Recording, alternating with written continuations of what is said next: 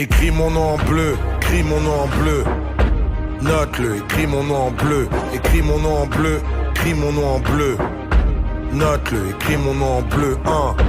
Défendre les lignes et les frères d'armes. Et si ça peut le faire, ça peut faire date. Ça vient des campagnes et des quartiers. Personne va s'écarter, le camp sera gardé. Chaque blase est lourd de sens. Ces jours de chance, mélange meilleur d'un goût d'ailleurs et d'un goût de France. Millions de supporters quand je pose. Note mon nom sur ta liste. Et sur mon maillot dans le dos, écris mon nom. Ouais, donc là on est avec Yann, Monsieur Lecoq, Aïe. sélectionneur de l'équipe de France. Grosse pression. Pour la dernière interview. Grosse pression. En plus, on passe en dernier. Les autres ont mis la barre très haute. Beaucoup de trash talking, comme on dit. Ils ont été chauds. Il n'y a pas de souci, là on a préparé une belle interview pour toi. On va voir. Comment tu te sens à quelques jours là du tournoi? On est à 48 heures du tournoi. Là. Bah, déjà, on se sent bien, on a hâte d'y être. On est content de voir qu'à Neuilly, on est capable aussi de faire des organisations comme ça. Toutes les autres villes autour, là, que ce soit Rony, Noisy, les mecs des Fauvettes, tout le monde a fait des tournois comme ça. Donc on est content de voir que nous aussi à Neuilly, on est capable de se mobiliser et de rassembler tout le monde pour un événement. Donc on a hâte de démarrer, vraiment hâte de démarrer. Bon, bah, ça fait plaisir. Toujours optimiste, Yann. Ouais, il faut. Avant de parler de la CNN, moi je voulais quand même parler un petit peu de toi, Yann. Il faut savoir que nous, franchement, pour trouver le sélectionneur de l'équipe de France, par rapport à cette coupe-là, on ne s'est même pas posé la question. On était tous unanimes et la décision elle a pris 3 secondes. En fait, on a tout de suite pensé à toi. Pour nous, c'est vraiment légitime que tu le sois, sélectionneur de l'équipe de France. Est-ce que pour les plus jeunes qui ne te connaissent pas forcément, tu peux nous parler un petit peu de ton parcours? Je pense qu'ils vont comprendre pourquoi on a été aussi tranchant sur la question. Bah déjà, merci. Moi, j'ai commencé à coacher à Neuilly très jeune, avec vos générations à vous, les tournois de Vermel, tout ça. Les Masco, les Batiné, tous ces mecs-là. Là, puis tu étais avec les grands frères de ces gens-là aussi, tu es de la même génération. Mais du coup, j'ai commencé donc, à entraîner avec toutes ces générations-là. Après, je suis parti en Seine-et-Marne. J'ai fait Brou, j'ai fait Roissy, j'ai fait essentiellement Torcy. Où du coup, j'ai passé mes diplômes, j'ai entraîné à des niveaux élevés en DH, en 19 nationaux, ce qui m'a permis de côtoyer pas mal de bons joueurs, de jeunes joueurs passés en formation à Torcy et qui sont maintenant professionnels, internationaux français. Et qui du coup, ça m'a ouvert des portes un petit peu dans le réseau, on va dire, jusqu'à même être recruteur pour un club de Ligue 1. Et là, depuis peu, j'ai repris la l'équipe première senior R1 de Lille. Ok, d'accord. Donc comprenez bien derrière votre téléphone que là on a un sélectionneur de qualité. Bluff. On va rentrer dans le vif du sujet. Allons-y.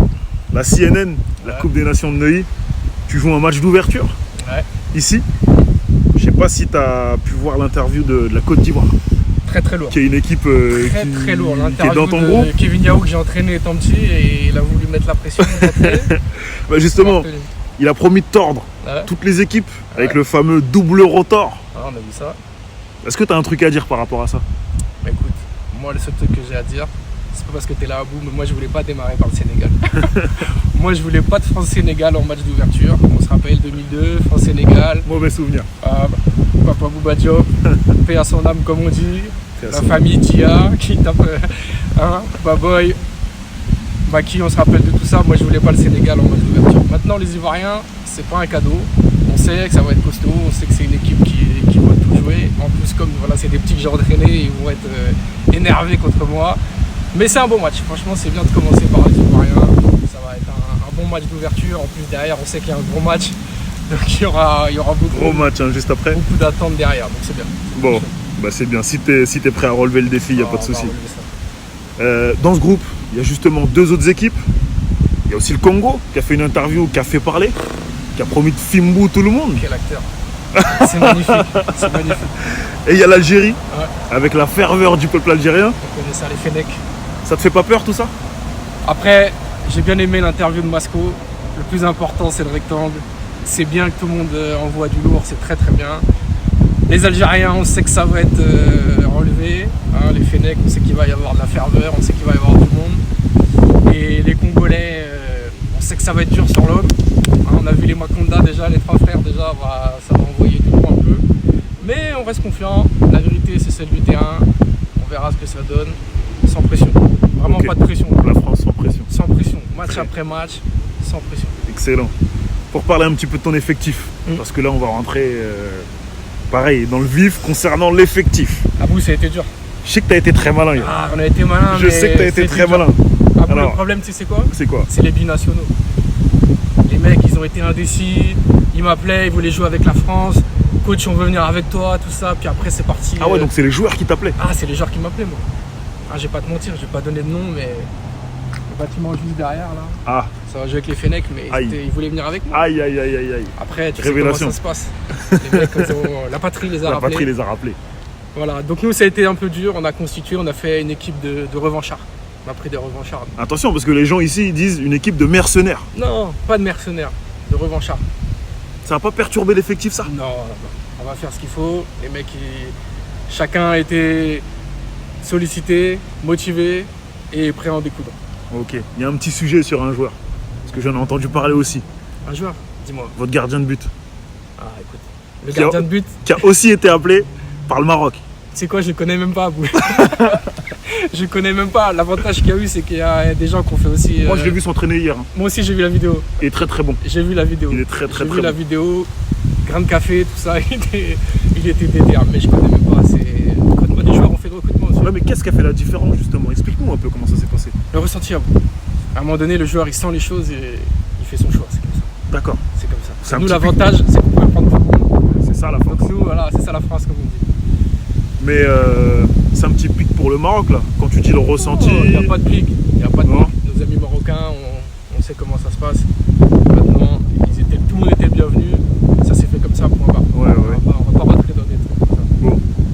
Pour parler d'un joueur précis dans ton équipe, franchement, quand on a vu le nom, ça fait du bruit, ça fait sourire tout le monde et ça rappelait des très bons souvenirs. La surprise du chef, il en faut toujours Grégory Lévesque. Ah, il en faut toujours une. C'est une légende, hein. Non, y a pas franchement, à Neuilly Plaisant, je te le dis, non. Tous ceux de sa génération, ils nous ont dit. Il y a toujours, dans une sélection, il y a toujours une surprise. Il y a eu le retour de Benzema, il y a le retour de Grégory Lévesque. Ça se fait comme ça. Maintenant, une légende, j'ai envie de te dire, la vraie légende, elle est chez vous. Hein. Qui ça? Quelle surprise. Quelle surprise dans la liste du Sénégal. Le retour de Brona. Ah. Aïe, aïe, aïe, aïe, aïe. Pour moi, il avait arrêté sa carrière internationale. Le voir revenir sur le terrain qui a fait sa légende. Cette patte gauche. C'est quelque chose. Hein. Abou, cette patte gauche. C'est quelque chose. Capable du meilleur, comme du pire. Souvent le pire. Moi, personnellement, ça m'a fait chaud au cœur et j'ai hâte de revoir Brona sur ce terrain. Ça serait bien que vous puissiez vous rencontrer. Aïe, aïe, aïe. Ça peut être pas quel mal. Honneur, ça. quel honneur. Alors, justement, pour ces deux joueurs-là, qui sont d'une génération peut-être un peu plus âgée que la moyenne du tournoi, est-ce que tu penses que, techniquement, on les connaît? Je pense qu'il n'y a pas trop de doutes. Surtout pour Grégory, je sais que c'est... Attention. Est-ce que tu penses que, malgré les aptitudes techniques, ils vont assumer l'impact physique du tournoi? Après, c'est le terrain qui va parler. C'est le terrain qui va parler. Techniquement, dans ces terrains-là, si tu es capable de faire la différence, tu dois pouvoir t'en sortir. Maintenant, on sait que les Ivoiriens, on sait que les Congolais, ça va mettre un peu d'impact. Oui. Maintenant, attention à vos jambes. Yann, t'as joué au foot dans le passé. On te connaît tous à Neuilly. Hein. Petite surprise, fais-nous plaisir. Ah, t'es comme ça. Oh, les gars, le sélectionneur, il a rien perdu. Dernière petite question. Vos objectifs?